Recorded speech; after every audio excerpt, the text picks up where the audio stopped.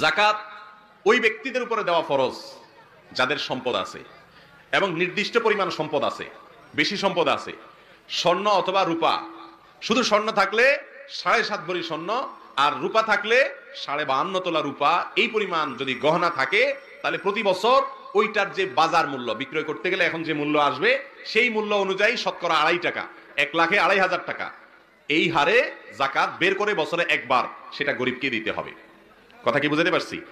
আর যদি নগদ টাকা থাকে তাহলে ওই যে রূপা 52.5 তোলা রূপা কেনার জন্য যে টাকা দরকার হয়, সামান্য কিছু টাকা হলেই আজকাল হয়ে যায়, 50,000-ও কম সম্ভবত, এই টাকা হলেই 52.5 তোলা রূপা কেনা যায়। 52.5 তোলা রূপা কিনতে যে পরিমাণ টাকা লাগে, যখন যে বছর আপনার কাছে টাকা আছে বাজারে কি দাম আছে সেটা দেখে ওই পরিমাণ টাকা যদি আপনার ব্যাংকে থাকে অথবা কাউকে হাওলাত দিয়ে রাখছেন অথবা ক্যাশ আছে অথবা দোকানে মালের আকারে আছে, যেভাবেই হোক ওইটা সম্পদটা যদি আপনার কাছে থাকে, যাকাত দেওয়ার মতো সম্পদ, এক বছরে একবার যাকাত দিতে হবে। বছরে কয়বার যাকাত দিতে হবে?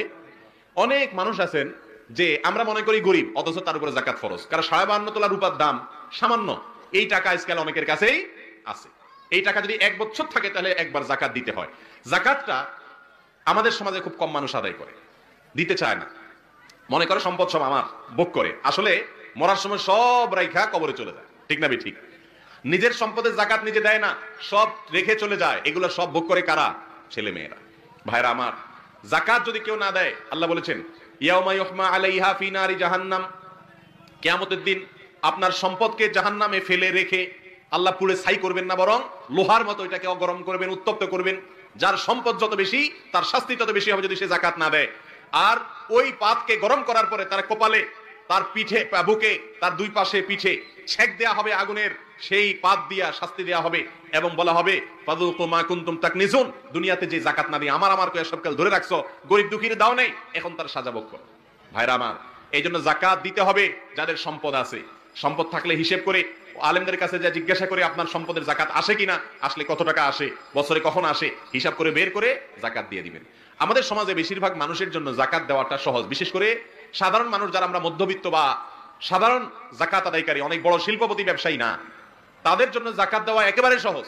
কিভাবে সহজ আমি বলি।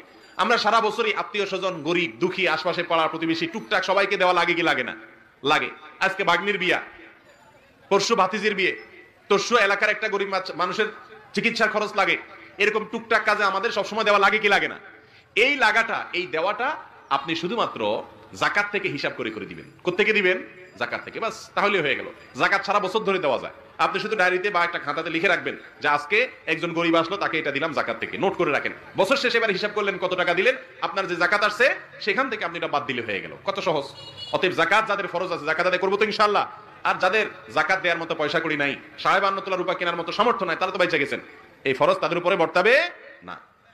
ইসলামের 3 নম্বর খুঁটি যাকাত দেওয়া, এটা গেল।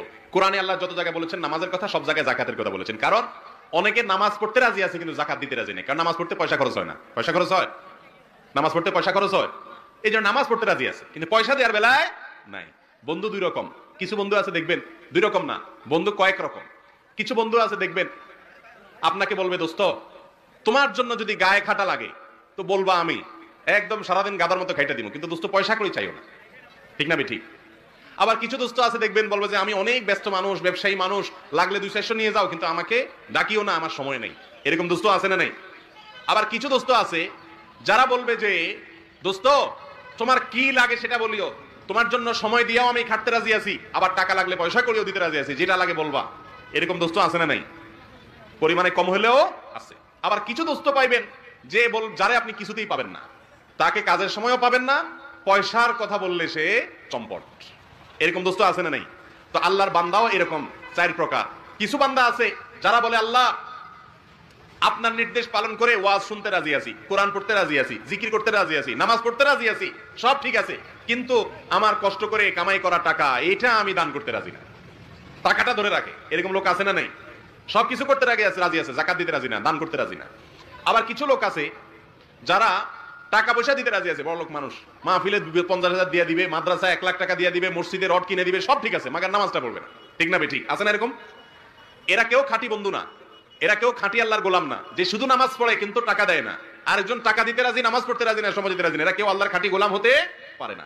3 নম্বর, কিছু লোক আছে যারা বলবে যে আল্লাহ আপনার নির্দেশ পালন করতে গিয়ে আপনি যখন যা বলবেন সব করতে রাজি আছি, আমি আত্মসমর্পণ করলাম, আপনি আমার রব, সৃষ্টিকর্তা, মালিক, আপনি জান্নাতের মালিক, জাহান্নামের মালিক, আপনি যদি আমাকে বলেন নামাজ পড়বো নামাজ পড়বো, জাকাত দিতে বলে জাকাত দিব, আল্লাহ যা বলবেন সবকিছু শুনবে, এটা হলো খাঁটি মুসলমান। এর নাম হলো কি রে ভাই? খাঁটি মুসলমান। আর সবচেয়ে বড় বেজাল্লা মুসলমান হলো নামে মুসলমান, শুনতে রাজি আছি, নামাজের বেলায়ও নাই, জাকাতের বেলায়ও নাই, গায়ে খাটতেও রাজি না, পয়সা দিতেও রাজি না। এরকম মুসলমান আছে না নাই? আল্লাহ তাআলা আমাদেরকে খাঁটি মুসলমান হওয়ার তৌফিক দান করুন, বলুন আমিন।